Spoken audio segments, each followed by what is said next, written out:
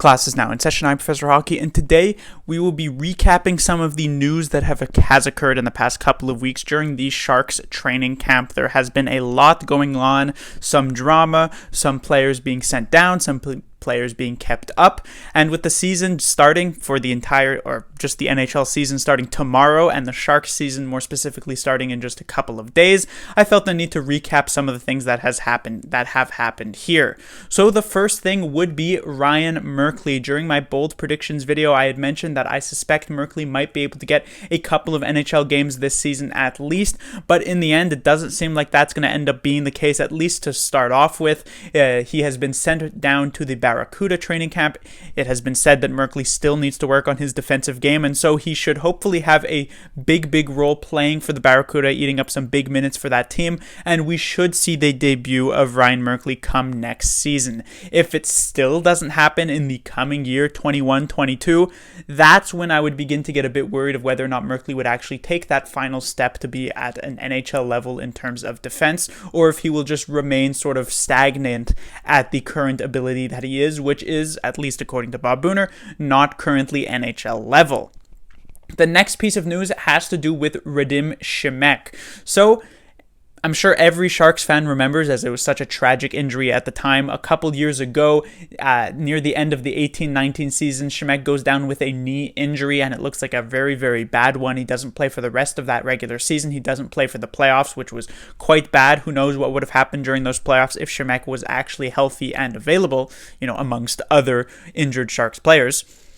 And then he sat out, of course, the entire offseason, and yet he still was not yet ready to return come the beginning of the 1920 season. He would eventually, about a month in, make his return to the Sharks, and he would pretty much finish out that season up until the Sharks season got cancelled in about mid-March. And it was just suspected that with the 10-month period from the last Sharks game to the Sharks game that will occur in just a couple of days here, that Chemek's knee would be more or less healed come this moment, but unfortunately that does not seem to be the case. It seems to be still a nagging bother for Chemek, and who knows if this is going to be ever something that goes away for him, or if it's going to be something that he's going to have to deal with. We know Hurdle had these issues with his knee for a very long time after he had that injury at the hands of, or I guess at the knees of, Dustin Brown back, 2012 or 2013. So, and it was just sort of further confirming of these rumors that Chemek might not be able to play all that much this coming season with the signing of Frederick Claesson, a left-handed defenseman. And so the top four that seemed so secure for the Sharks of Karlsson, Vlasic, Burns, and Chemek, and then the third pairing that would be Ferraro and then a rotating cast of right-handed defensemen probably led by Jacob Middleton, has now become a top four of Karlsson, Vlasic, and Burns and Ferraro. Not necessarily a massive step back in terms of skill for that top four. Maybe Chemek has better synergy with better chemistry with Brent Burns, and maybe Ferraro is not necessarily the perfect complement to Brent Burns, but those are still four extremely strong players, and Ferraro is still a very capable defenseman. But the main problem is that this third pairing now becomes a very big liability for the San Jose Sharks. Claesson is a decent defenseman, but certainly not much higher than a sixth defenseman on most teams, and him being paired with Middleton, who is in a similar boat, will mean that this third pairing will be a liability the vast majority of the time it is on the ice. Luckily, I guess, for the Sharks, is that both Burns and Karlsson, I should say, are defensemen who can play a ton of minutes, and so this third pairing might be able to be protected pretty significantly, especially on home ice, but it will still be a problem moving forward depending on how many games Chemek actually ends up sitting out. He has skipped a lot of practices during this training camp, and so it would be surprised if he plays that many games, at least to start off with. But now on to some more and brighter news. It will be John Leonard. So the Sharks coming into this training camp had a big spot to fill.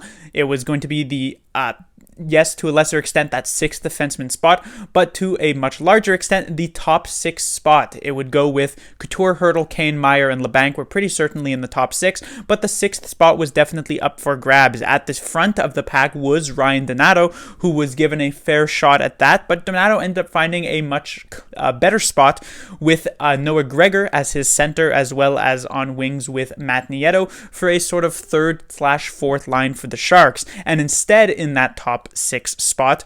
John Leonard ended up emerging as the front runner. Now, Leonard was a player in the Sharks' depth who I wasn't necessarily insanely high on at the beginning of last season, at the beginning of the 18-19 season, but over the course of his final year at college, he was extremely impressive and he continued to climb the depth charts for the Sharks and was potentially their best forward prospect coming into this year's training camp. And that apparently ended up being very impressive for Bob Booner, and it seems as though in the next couple of days when the Sharks play their first game against Arizona, John Leonard will find himself on a second line, likely with both Hurdle and Evander Kane.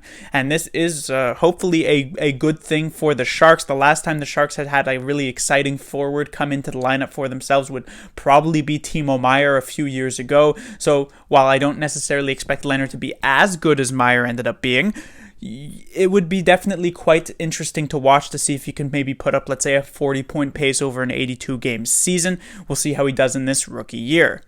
The next bit of news is the waiver wire pickup of Rudolph Balsers, and for some Sharks fans, this might seem like a familiar name because Rudolph Balsers was originally a Sharks draft pick a few years ago. He had played for the Barracuda for a year. He was actually one of their top scorers for that year, but he ended up getting traded away in the Erik Karlsson deal to the Ottawa Senators. He played a couple years for the Senators, was still quite successful at the AHL level, and was actually a decent player at the NHL level, but I guess the depth chart was just a bit too full for the Ottawa Senators, so like many other teams in these past couple of days, he, along with other players, were put on the waiver wire. The Sharks themselves had put 6 or 7 players on waivers, none of them claimed by any other teams, but the Sharks did some claiming of their own with this Rudolph Balsers pickup. Now, Balsers has to remain at the NHL level unless the Sharks want to put him back on waivers, which would be counterproductive since the Ottawa Senators could just pick him up and put him right to the AHL at that point. So since Balsers ended up missing most of the Sharks training camp, I suspect Balsers will not be in the lineup for the first couple of games of the season, but I would not be surprised within the first month to see him make an appearance because, as I said, he was a pretty decent player with the Ottawa Senators in the past couple of years, and so I suspect he can at least have a decent impact in the bottom 6 for the San Jose Sharks. And finally, the last bit of news and a bit more personal, sort of dramatic news is that involving Evander Kane. So just, I don't know if it was yesterday or a couple of days ago, he ended up declaring bankruptcy with almost $27 million of debt. And I'm not going to comment on the personal issues here for Evander Kane, but I'm more so just sort of wondering about how exactly this will affect his play on the ice. First of all, there was a rumor that he may just in fact opt out of the season entirely, terminate his contract with the San Jose Sharks, though I don't know how likely that is to actually happen. And while many don't feel as though the Evander Kane contract is necessarily a great thing for the Sharks, if in the short term the Sharks do want to try and make a playoff push this season, they will have a much better chance of being able to do that with Evander Kane than without him. But the big worry is that if Evander Kane does remain with the San Jose Sharks, how will this big sort of life-changing moment happening in, behind the scenes for him in his life actually affect his play on the ice? Now, he is not the first athlete to declare bankruptcy. He's not even the first NHL player to do it. Just a few years ago, I believe it was Jack Johnson, though in very different circumstances, declaring bankruptcy. And it's kind of hard to really get a read on Jack Johnson because he wasn't very good beforehand and he still wasn't very good after that.